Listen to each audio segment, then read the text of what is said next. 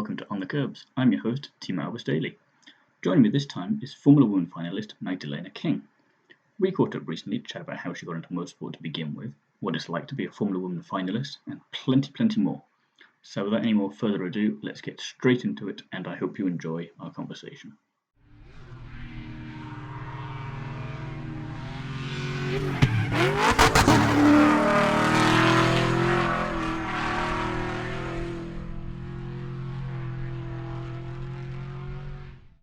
Hi Magdalena, thanks for being here today. First of all, how are you?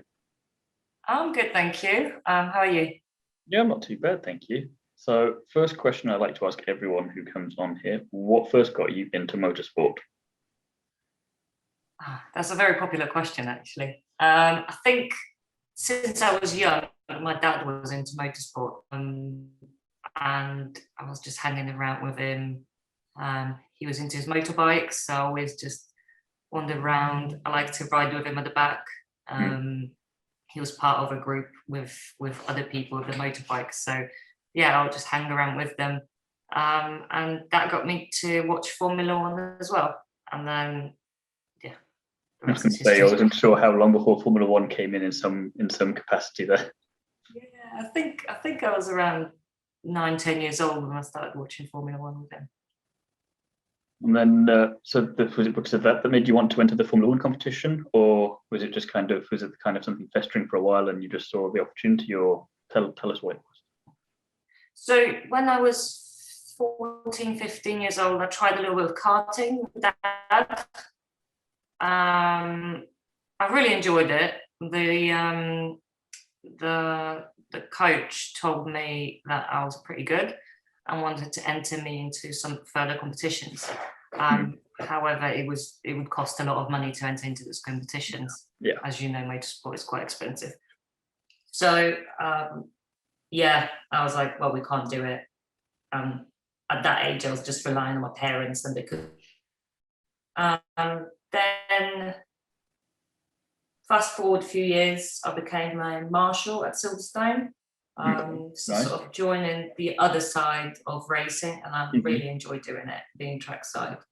And then I thought I'm probably getting a little bit too old to enter any type of racing. Plus, it's really expensive. It's a depressing thought when you're still fairly young and you're having that thought because it's motor racing. Yeah, and then it is really expensive, and I didn't have any spare money to put into racing. And I also didn't have any sponsors. So then randomly I heard of this opportunity and I thought, right, I'm in. I knew I was in straight away, no questions asked. I applied. I can say you don't need to be asked twice if you want to enter this one, do you? I think that's been quite the pattern for everyone who's entered. No.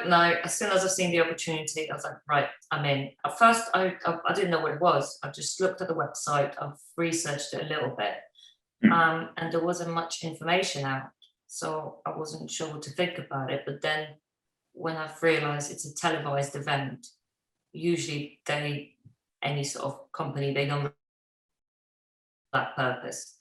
So I've applied, and then I got newsletters every week with updates, what's going to happen. I signed up to an assessment day, and that's how it started. One thing led to another, and it turned out to be a very real thing indeed.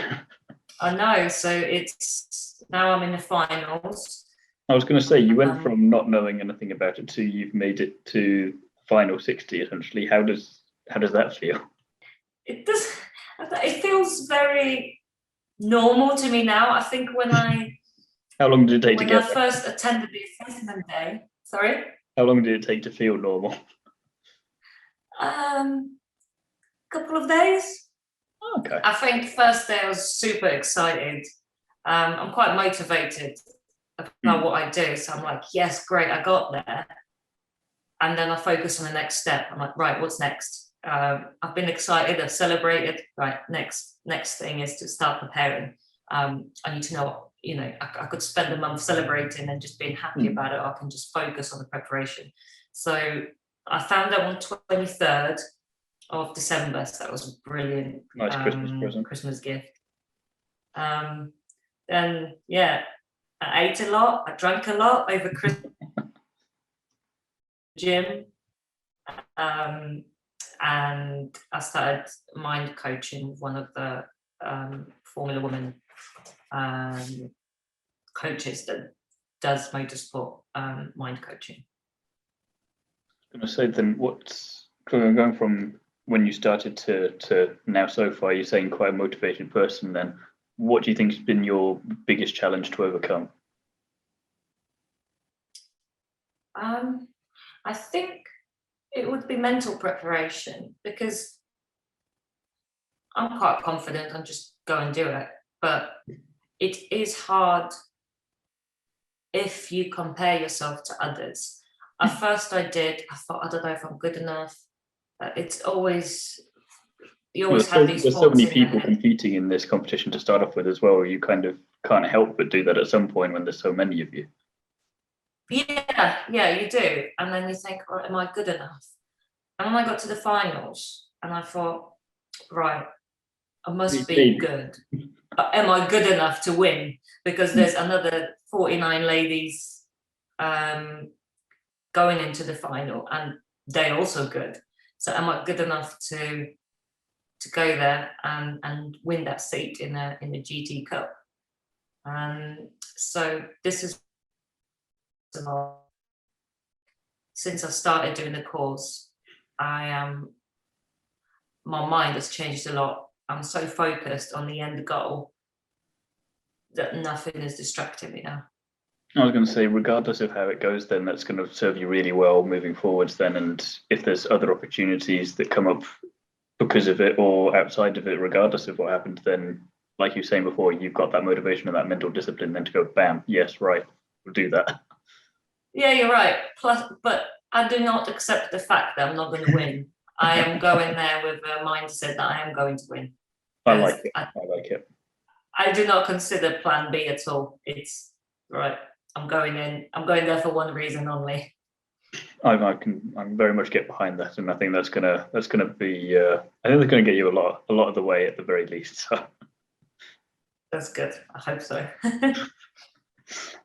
So then, on the flip side of that, slightly aside from the obvious making the final, what do you think has been your biggest highlight from the journey so far? From the Formula Woman journey, biggest highlight. Going to do ice driving in Sweden in 3 weeks. Oh, nice. To prepare for the finals, sort of to learn how to control the car on ice, which can be really helpful on track as well. So that full control of the car and see how it behaves in slippery conditions.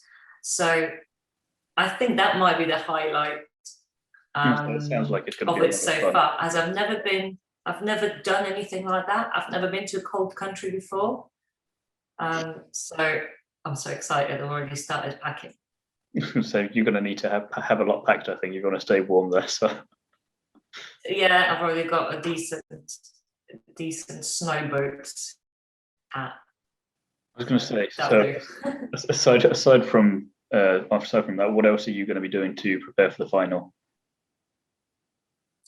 So I think this is my last sort of big few days preparing ice driving in Sweden. I've done some track days before a few weeks back, all day track day at Cadwell Park.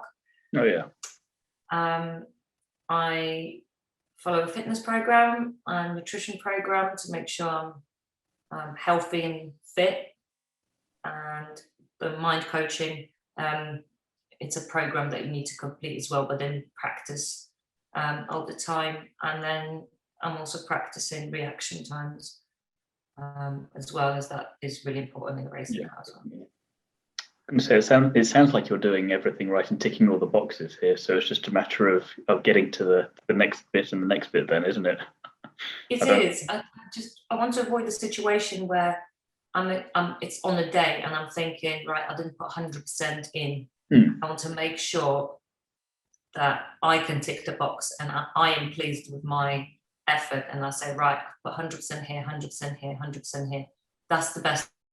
And then on a day, I was going to say, regardless of how it goes, then at least you could say there was nothing else you could have done to get the most out of you then. So that's right, yeah. So then you're saying how you had a bit of karting experience when you were younger and you couldn't follow through on that. What does this opportunity now with Formula One mean to you? It means a big change in my life. As I'm working in the office, my normal job, I'm happy with my life where it is, but there was always something missing. For a long while, I've been searching for something that's been missing, because although I'm content with my life, I couldn't work out what was There's missing. an unfinished business somewhere. Yeah, and I didn't know what it was. I've tried to, traveling, I don't know, cooking even. I'm not the best cook. I even tried to learn how to cook. But it wasn't that. But I went into this and I realized, right, this is it. I found it. This was the missing piece. Mm-hmm. So that will mean completing my, if that makes sense, and probably complete change of my life, because I want this to be priority in my life. I want to become a professional racing driver. So yeah, that will mean a 180-degree change. I was going to say, you can tell from how you're talking about it alone, the passion coming through there, the determination to make it happen. And it's really kind of, I mean, obviously I don't know you on a personal level, but I'm imagining that's a bit of a difference from before. Yeah, I am a quite passionate person. Especially when I'm very passionate. I'm like some people call football fans, shouting and screaming. I put a lot of passion in everything I do, especially in sports. So now I've got somewhere to focus that passion 100%. I was going to say, it definitely comes through. So hopefully that then translates onto the track then and takes you all the way. Yeah, thank you. So then, if you could team up with anyone from the world of motorsport for a race, who would you choose and why? Kimi Räikkönen. I think we need the why there. I think everyone already gets why. Wouldn't bother me much. He wouldn't talk much. I could probably go for a drink with him after and relax, and there wouldn't be much chatter. When I relax, I just like peace and quiet, and I think he's the same. So we could go do our thing and have a drink after. Wash, so done, have a drink. Yeah, exactly. Then a couple of the fun, completely unrelated questions to finish off. Then, do you have a favorite film? Favorite film?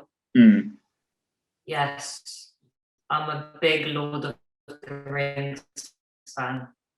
If you had to choose one, or we put them all together?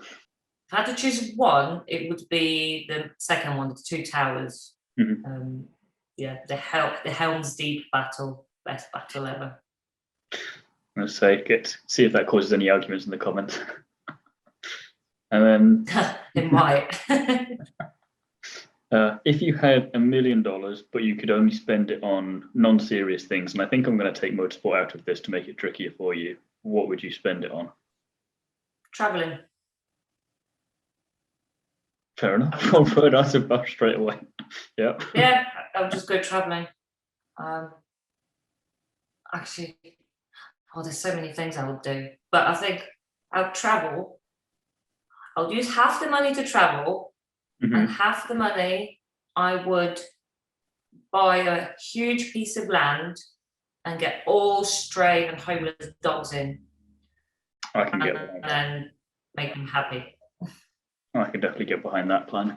I like that. You can say use the traveling, bring the dogs back, and then you've got both the travel and the dogs on the way back then. Yeah. You can always come over and play with the dogs if you want. Oh, I get like you with motorsport, you're not going to have to ask me twice for that one. I'll be there. There you go. And final question then. What is your favourite unusual food combination? Pasta with strawberries and cream.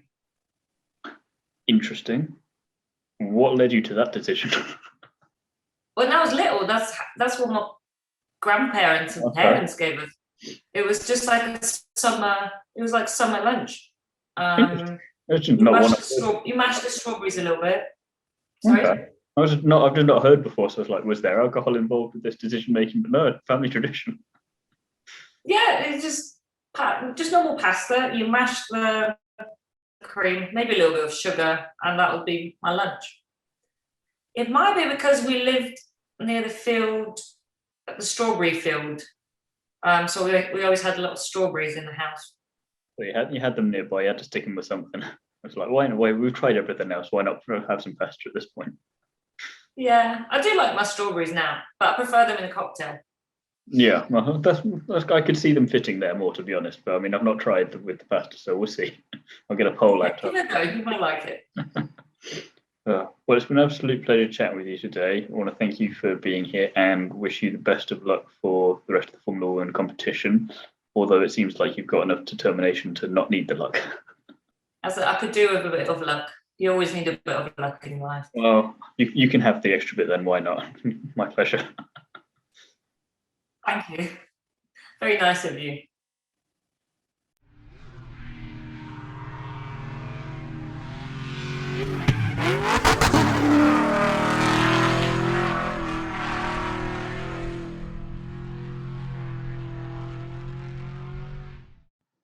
Thanks again for Magdalena for coming onto the Kerbs with me, and I wish her the best of luck with the Formula Woman competition. Join me again soon when I'll be chatting to another famous face from the world of motorsport. In the meantime, don't forget to like, comment and subscribe, and check out the other videos on the On the Kerbs YouTube channel. And listen to me talk about Formula One, amongst other things, over on the Undercut podcast, also on YouTube. Away from YouTube, you can follow me over on Instagram at t.albers.daily.onthekerbs. Thank you for listening, and I'll see you again next week for the next episode.